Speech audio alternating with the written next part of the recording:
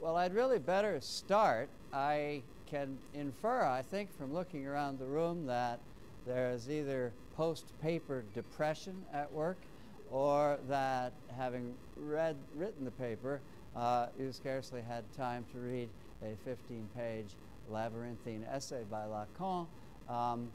That's unfortunate, and I hope you're able to make up for it soon. And those of you who are here today can take such notes as you can figure out how to take, and then go back to the text of Lacan and try to make use of them. It is a pity that not everyone's here, but we'll fare forward nevertheless. Now, there is an obvious link between the work of Peter Brooks that you read last time and this particular essay of Lacan, which of course I'd like to begin by underlining. It has to do with the part of the argument of Lacan which probably is most accessible to you after your tour through structuralism and related isms, and which in a way I think really can be used to anchor a certain understanding of Lacan, and it's something I am going to want to spend a lot of time with in the long run today.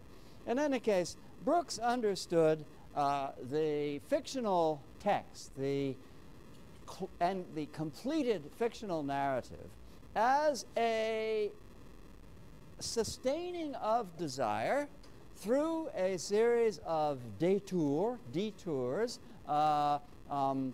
inadequate and improper endpoints overcome, resulting in a continuation of desire, resulting in a proper ending, that is to say, something corresponding to what Freud understood as the desire of the organism to die in its own way, and not according to the modification or pressure of something from without.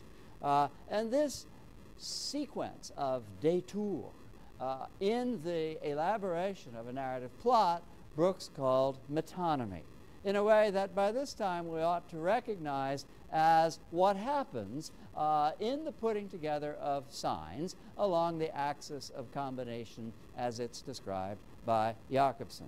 But Brooks remarks also that at the same time there is a binding of this sequence of signs, of events in the case of a plot.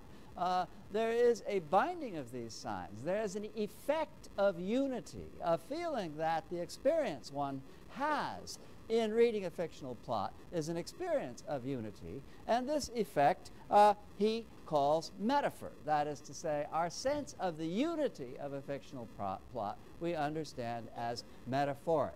Some kind of identity or self-identity or close correspondence in the meaning of the variety of events that we have encountered results in a unity that can be understood in metaphorical terms. In other words, something like what Jacobson calls the poetic function has been superimposed on the metonymic axis of combination in such a way that the feeling of unity, the sense of the recurrence of identity in the signs used, is something that we can come away with. And this, Brooks argues, accounts for our sense of the unity of the plot, even as we understand it to be a perpetual form of the delay of desire. I speak of the delay of desire, that's most obvious, of course, in a marriage plot being the heart of fiction, perhaps, and most immediately intelligible. But of course, desire takes many forms. There are many sorts of plot, and they always do, in one form or another, have to do, in Brooks's sense, with desire. Now, I pause in this way over Brooks because I think you can see, whatever frustration you may also be feeling in encountering Lacan, I think you can see that the same basic movement is at work in Lacan's understanding of the unconscious. The discourse of desire for Lacan, the perpetual deferral of bringing into consciousness, into being, into presence, the object of desire, Lacan too, hearkening back to Freud, as Brooks does, hearkening back to the distinction made, by the connection made in Freudian thought and picked up by Jakobson between condensation in the dream work and metaphor in the dream work and displacement in the dream work and metonymy in the dream work. This is central as well to Lacan's argument.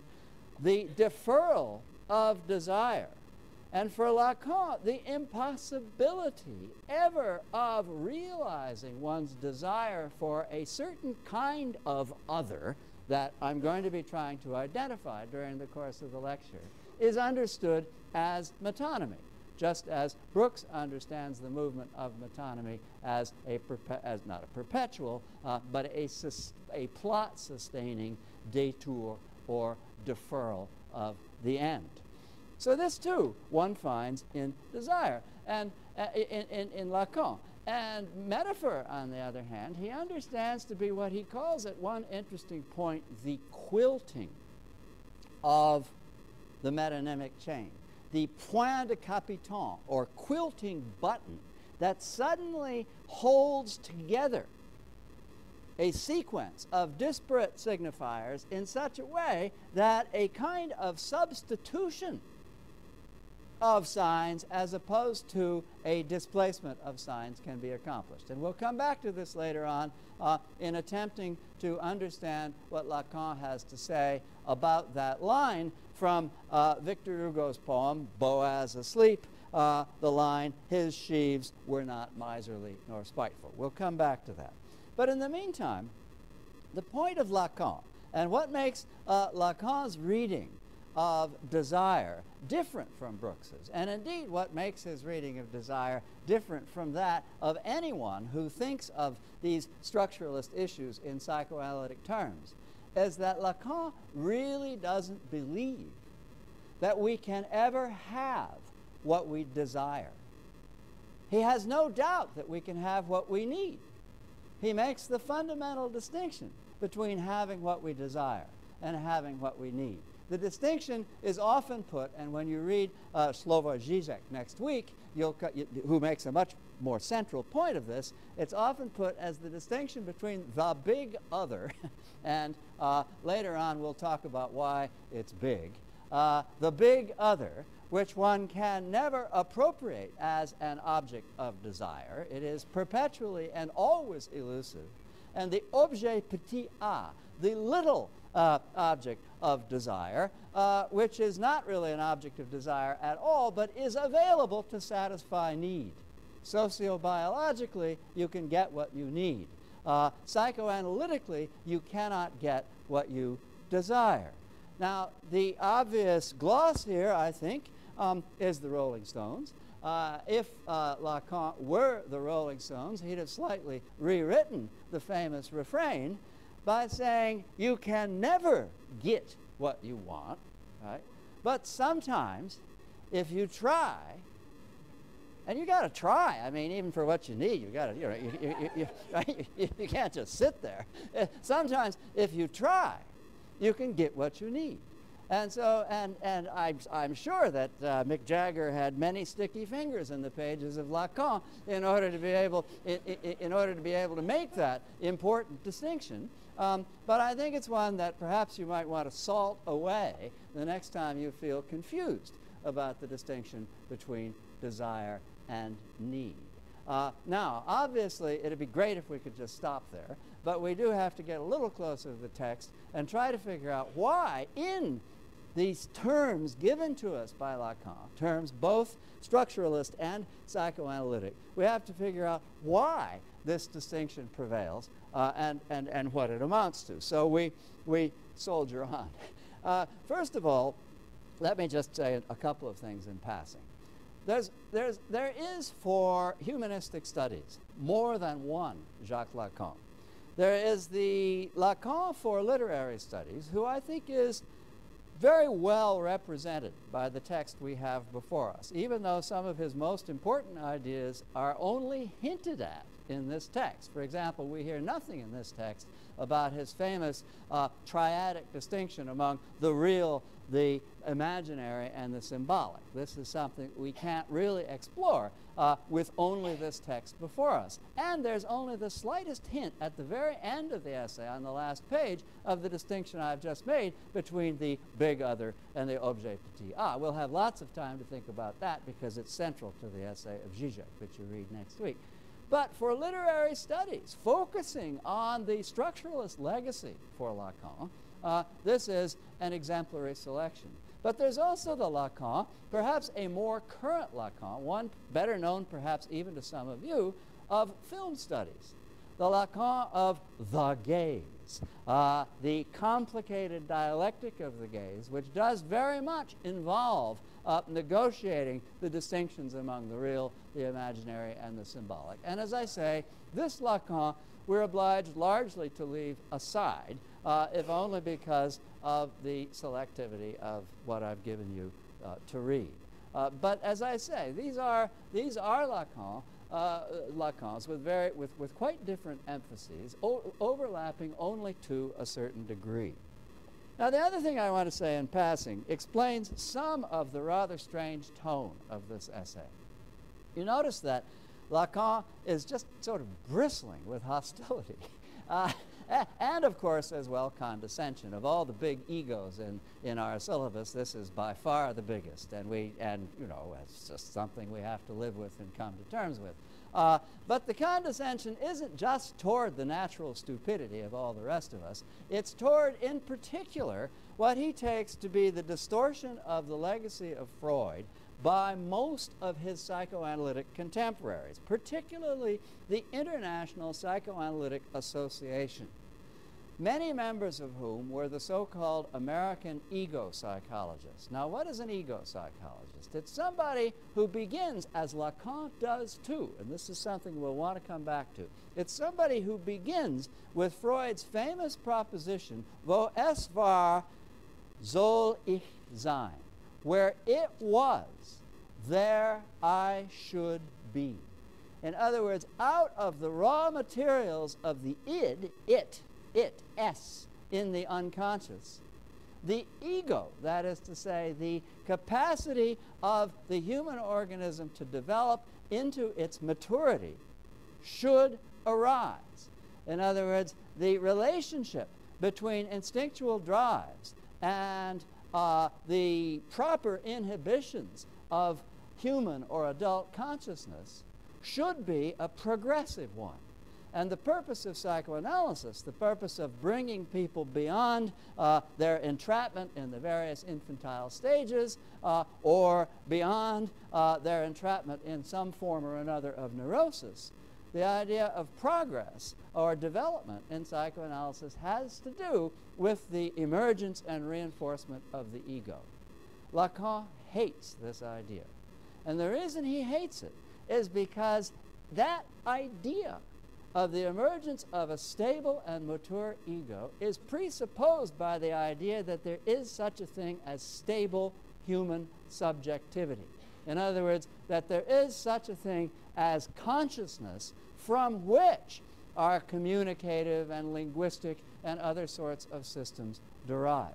Lacan takes a completely different view of consciousness, and this, of course, is something to which we will turn in a moment.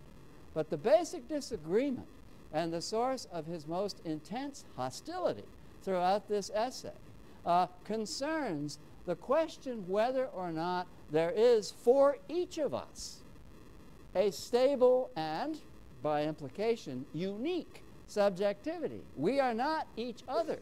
We suppose ourselves, indeed, we complain when we think about ethics about our isolation from each other. We suppose ourselves to be altogether individual, whereas for Lacan, there is a kind of continuousness in consciousness, the reason for which I'll explain, which is not absolute. In the long run, in this essay, you will find, and I hope to be able to understand this as a kind of turn in his argument, in the long run in this essay, you will find that Lacan does actually hold out a limited sense of individual subjectivity, not really as autonomous subjectivity, not something that can that can authorize a sense of free will or power of agency, but a way in which owing simply to the complexity of the unconscious, a way in which each of us, as it were, inhabits a slightly different form of that complexity. Lacan goes that far in the direction of the subject or of subjectivity, but refuses the idea that the subject that is something that can emerge from analysis, or in the case of, I suppose, most of us, simply through maturation as a stable, coherent, well-organized sense of self and identity. All right. Let's start then with the one piece of really solid clinical work that Lacan ever did. Lacan's psychoanalytic philosophy is, as he would be the first to admit and even sort of cheerfully to endorse, largely speculative. That is to say, he works in depth with philosophical and literary materials. He is not glued to the analyst's chair. He is notoriously impatient with his analysans and is very interested in matters of analysis, either in, on the one hand, shortcuts, or on the other hand, championing Freud's late essay, analysis terminable or interminable, taking the side that analysis is just obviously, such as the complexity of the thing, interminable. But the one really solid piece of clinical research that Lacan did and that is accepted as part of the psychoanalytic lore is his work that he did in the 1930s on the mirror stage. And that work actually does generate the system of ideas that Lacan has to offer. So what is the mirror stage? A baby in the anal phase, that is to say, no longer identifying with the breast of the mother, but aware of a sense of difference between whatever it might be and that otherness which is out there. A baby views itself in the mirror. And, you know, I mean, maybe it views itself like this, right? It can only crawl, you know. It can barely touch its nose. It can't feed itself. And the actual nature of its body is still fragmented and disorganized. It lacks coordination. And, in fact, it lacks, in any ordinary sense of the term, uprightness. But, you know, let's say it's looking at itself in the mirror like this. And so, you know, what it sees is something like this. It sees, in other words, it sees something which is coherent, coordinated, and really rather handsome. You know, it says, wow, you know, I'm okay. And it acknowledges itself to be, it recognizes itself to be, it's the object of the mother's desire, right? That is the moment in which it no longer identifies with the breast, but thinks of itself as the object of the desire of another, because it's so pleased with itself. You know, somebody's got to desire me. You know, it's probably mom. You know, so there it is. And this is this is the moment of the mirror stage. Now, what happens after that? And by the way, the rather wonderful epigraph from Leonardo da Vinci, which begins your essay, is all about this. What happens after that is rather tragic. The baby falls into language. And in the moment of, and I'm going to come back in a minute to the whole question, why is it language that does this? In the moment at which it falls into language, it no longer sees itself as the ideal I, das Ideal Ich in Freud's language. It no longer sees itself as the ideal I, but it comes into the recognition that it doesn't even have its own name, let alone an identity. It has the name of the father, it sort of doesn't have the phallus of the father, and it begins to recognize competition in desire, and it begins to recognize that what it itself desires is not accessible in a kind of mutuality of desire, and that it has no choice but to admire while at the same time envying, and indeed forming as an object desire, because that's what it lacks, the father. And that's the sense in which, but it's the father only in a phantasmagoric sense. In Lacan, the object of desire can be just absolutely anything, depending on the course of the unraveling of the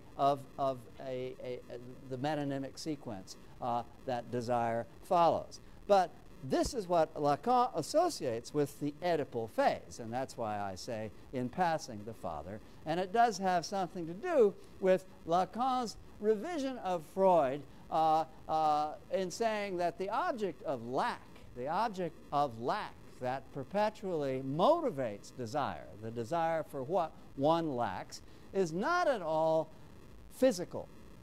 I mean, if you make that mistake, you're right back in sort of mindless Freudianism.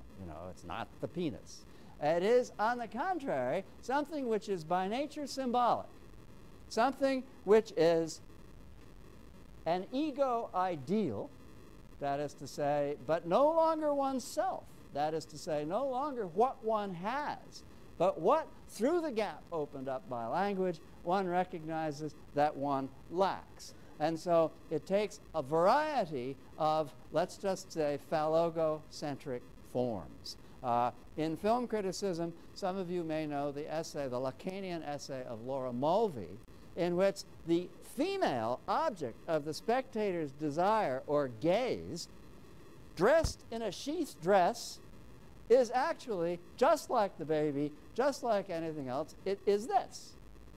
In other words, it is sort of, despite being obviously an incredibly different kind of thing, nevertheless, in symbolic terms, the phallus. All right, now, so the question then is, why is it that it's language that does this? Lacan speaks of the impossibility of realizing an object of desire because the metonymic structure of desire follows what he calls an asymptotic course. Asymptotic meaning the line which curves toward the line it wants to meet but never reaches it. And there's a kind of an underlying punning sense in that word of the metonymic course of desire not revealing the symptom. It's asymptotic in that sense as well. The only thing that can reveal the symptom is those moments of quilting, the moments at the point de capiton when metaphor, as Lacan says on two different occasions in the essay, reveals the symptom. So this is what happens when you can't get when you can't ever get what you want. And the question is, but don't worry, because you can always have what you need as long as you try. So the question is, why does language do this? What is it about language that introduces this problematic beyond repair? Lacan begins he begins the essay with a claim about the Freudian unconscious, a claim which he takes, he says, from the interpretation of dreams, where Freud speaks of the relationship between condensation and displacement in the dream work. Lacan says the unconscious is structured like a language. That's perhaps the most single expression that people take away from Lacan, and rightly so, because it is, again, foundational in what we need to understand if we're to get along with him. The unconscious is structured like a language. Now, what does this mean? It means that he doesn't say the unconscious is a language, by the way. And he doesn't say that he means the unconscious is structured exclusively like human language. He means that the unconscious is structured like a semiotic system And in fact, he draws from Freud's interpretation of dreams the idea that the way the dream work works and the way everyday life, in Freud's sense of the psychopathology of everyday life, works is like a rebus. In other words, one of those puzzles in which you can find an underlying sentence if you figure out how to put together drawings, numbers, syllables, in other words, a sequence of signs taken from different semiotic systems that can put themselves together into a meaning. That's how Lacan understands the dream work and the movements of consciousness to go. The unconscious then is structured like a language, which is not the same thing as to say it is a language. Now, okay, structured like a language. This means, and this is where there is this enormous gulf between Lacan and most other practitioners of psychoanalysis. The unconsciousness is not, in that case, to be understood as the seat of the instincts. It's not to be understood as something prior, in other words, to those forms of derivative articulation, those forms of articulation emerging through maturity that we're accustomed to call language. If the unconscious is structured like a language, then it, the id, S, itself, is precisely the signifier. The signifier that emerges as language, not that is foundational to language. Because Lacan's point, like the point of many other people in our syllabus, is not that language expresses thought. Not at all that language expresses thought, but that language constitutes thought, that language brings thought, consciousness, a sense of things into being, that this is articulated through language.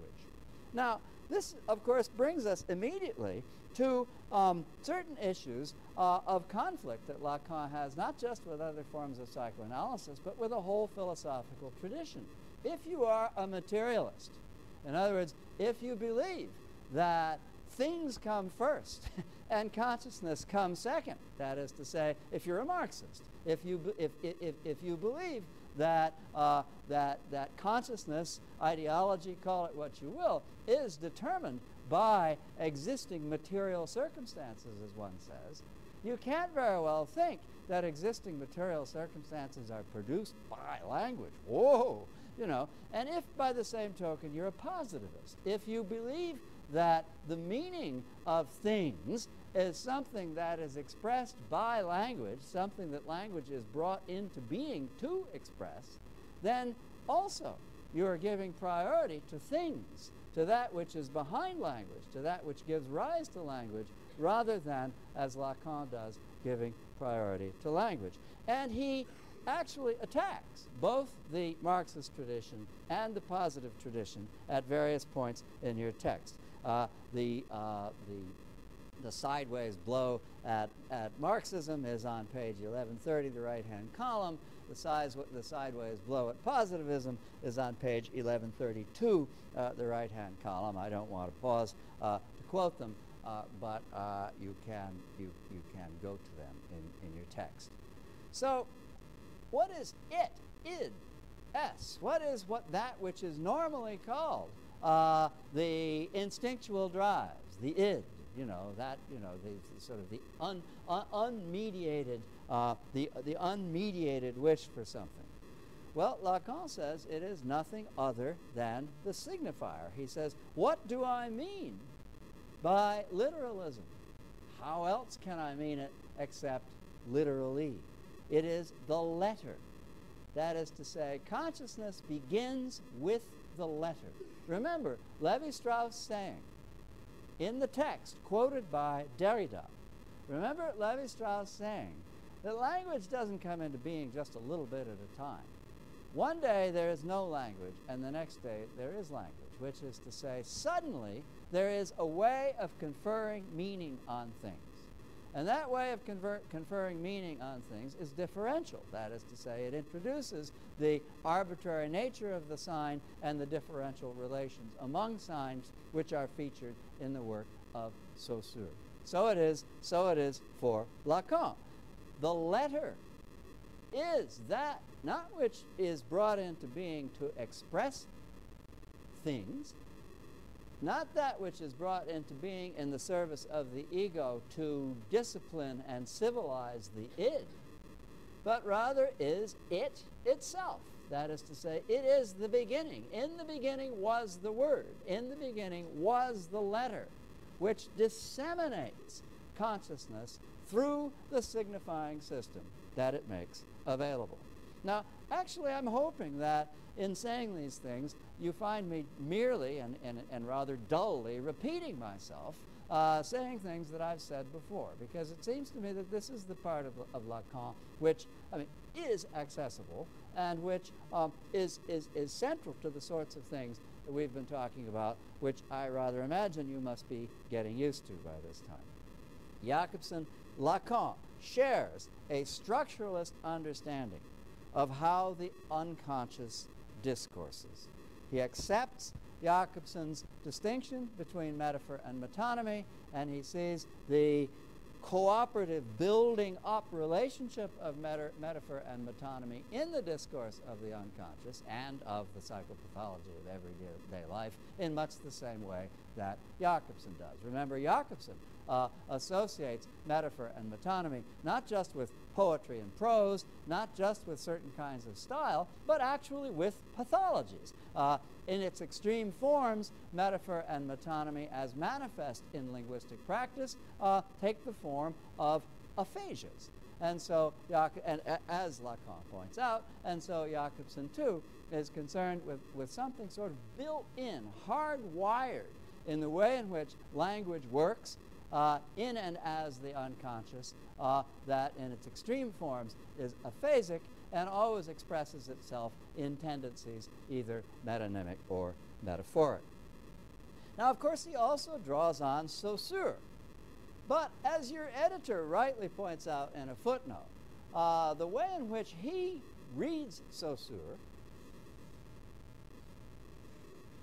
the signifier, the big signifier, over the signified, the little rather insignificant signified, because after all, what does the signified matter? You can never cross the bar, right, to get to it. You are barred from it.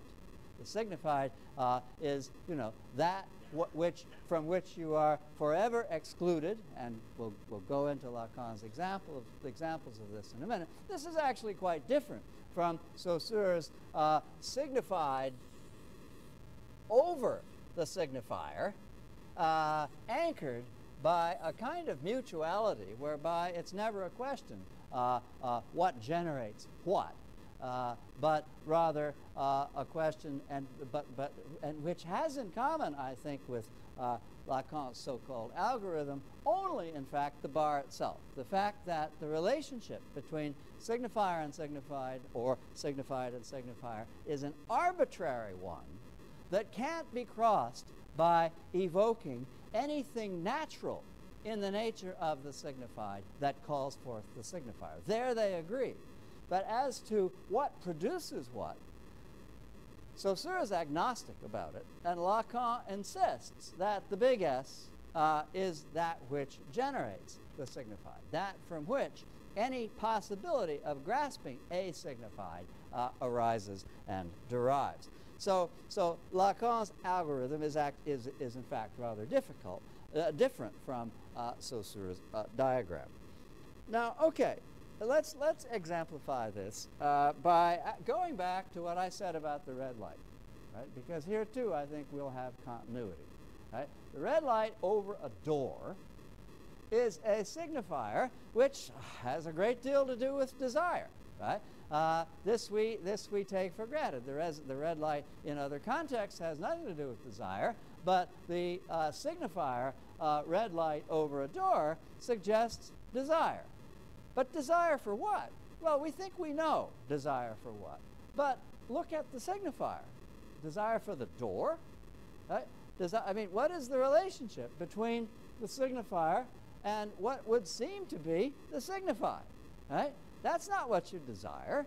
You don't desire the door. And it's the same with et femme, right? You know, so what is this et femme? Well, okay, the little girl says, we've arrived at gentlemen. And the little boy says, we've arrived at ladies. Well, that seems to be quite healthy, right? We're on our way. We're on our way to something like heteronormative desire. Great, terrific. But wait a minute, this here, right? What is What does that have to do with the price of that? I mean, the only thing you can do with even behind this door is restore your personal comfort. I mean, it has nothing to do with right, or anything else for that matter. And if it's if the visible signified is in question, well, in what sense can we call this door right? And it's the same with femme. And there is, in any case, in Lacan's anecdote, the wonderful existence of the railroad tracks, which for him constitutes the bar. That is to say that owing to the nature of language, owing to the arbitrary relation of the signifier to the signified, the little boy and little girl, who are wonderful characters right out of Nabokov's Ada. I don't know if any of you know that novel, but the little boy is a sort of a little genius, obviously Lacan, but his sister's even smarter than he is. Idiot, she says, you know, just like a character in Nabokov. But both this little boy and little girl are barred from desire, from their desire, because they are already putting up with a substitute. Precisely insofar as they seem to be on track towards something like the heteronormative expression of desire. It's not an expression of desire at all, it's an expression of need, because they are not able to bring into being or consciousness or before themselves the object of desire indicated by the signifier. The signifier is always displaced from the object of desire in precisely the ways that are borne out diagrammatically in these formulas. All right, so what then is desire? Well, perhaps we've covered it. It is the endless deferral of that which cannot be signified in the metonymic movement of discourse or of dreaming or of the way in which the unconscious functions. And Lacan is very ingenious in showing, I think convincingly showing us, how it is that we get from one signifier to another. In other words, how what he calls the chain of the signifier works. You have a series of concentric rings, but each concentric ring is made up of a lot of little concentric rings which hook on to associated surrounding signifiers in ways that could be variable. This, I think, very nicely re-diagrams Saussure's sense of the associative structure of the vertical axis, that is to say, of the synchronic moment of language, the way in which some signifiers naturally cluster with other signifiers, and not just one group of signifiers, but a variety of groups of signifiers, but don't at all naturally cluster with just any or all signifiers, so that you get associative clusters in the axis of selection, and they are indicated by this. And as the chain of signifiers unfolds, the one or another of these possible associations links on. And remember, all of these signifiers are made up in turn of a chain of concentric circles. So I think this is a rather good way of understanding the unfolding of metonymy. Now, every once in a while, you get metaphor. Whoa! You know, and it's a moment to be celebrated in Lacan because it's, as he says, poetic, and it is also, as he says in a number of places, the manifestation, the only possible manifestation of the symptom. What is the symptom? The awareness of the lack of an object of desire expressed in a displaced manner. That is to say, expressed in a manner which is not, however, completely obfuscatory of the lack of the object of desire, just sort of caught up in my endless babbling, but rather is that moment of pause in which there is a gathering together of signifiers and ultimately a substitution of one signifier for another in such a way that one says, aha, I see it. I can't grasp it. I can't have it, but I see it. I see the object of desire. I see what has been displaced by the very act of signification. That's what he calls metaphor, and he sees metaphor as appearing at these points de capiton. Think of this as a quilt. Think of this as quilting. What do you call them? Quilting, those, you know what I'm talking about. Quilting nuts, pins. No, not needles. That's what you make a quilt with. Those little buttons, quilting buttons, right? You know, that's what a quilt is like. It's filled with something, and then the stuffing is held in place by buttons, right? So the stuffing of metonymic signification is held in place usefully for the analyst, for the reader, for the interpreter by these quilting buttons or points de capiton. And so the example that that Lacan gives is, as I say, he gives several examples. There are wonderful, dazzling readings, both of 4 lines from Valéry and of the 1 line from Victor Hugo. I focus on the Hugo because it's a little easier, just the 1 line. He says, there is something that happens in this line which is metaphoric. And I'm delighted that he uses the word sparks. In other words, the metaphoric, the presence of the metaphor is a spark. Remember I was talking about in Wolfgang Iser the need to gap a spark plug? In other words, the need to have a certain distance between 2 points in order for the spark to happen. If it's too close, it doesn't happen. You just short out. And if it's too distant, it doesn't happen because the distance is too great. So the spark that Lacan is talking about is the relationship. His sheaves were neither miserly nor spiteful. Is the relationship between Boaz and his sheaves.